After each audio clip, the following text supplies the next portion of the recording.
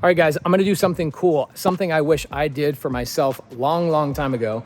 When I buy properties, I buy them and I come to the house maybe for 5 minutes and that's it. And I'll tell my team what to do.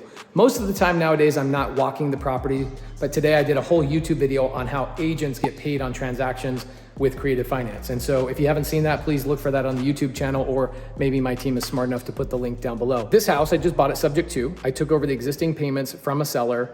Seller was moving out of town, couldn't sell the house. Agent was getting offers too low. And the reason being is not that the house isn't worth it.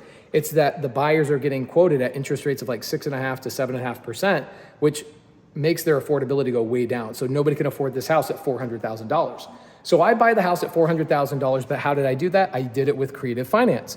I took over an existing loan, 3.25% interest. I'm gonna cash flow $700 a month. I'm into this deal, no money out of my pocket, because I brought in a private money lender. But today in this video, what I'm gonna do is I'm going to walk through and show you how I communicate to my team before we take a house like this, first time visiting, and we turn it into a rental, and what things I do and what things I don't do for a rental property, trying to save money, etc. All right, so here we go. These locks are upside down, so you need to fix them. I think the front door is probably fine. It just needs to be,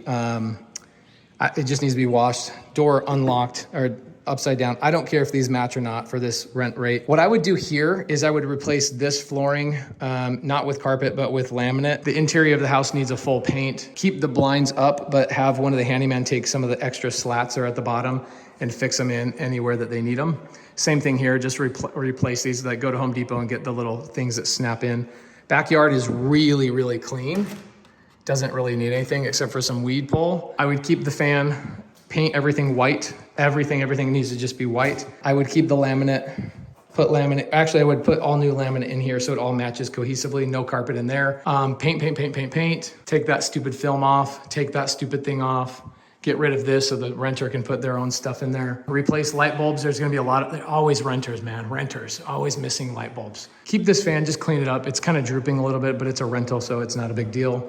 Paint.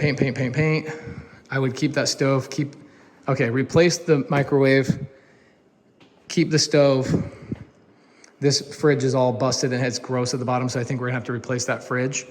No handles anywhere, don't paint the cabinets. Termites, we got a termite issue in this house, so let's do a termite treatment on the property. If I was selling this house, I would care about this, but renters are just gonna damage that, so I just leave that the way it is. Laminate, paint, that's it.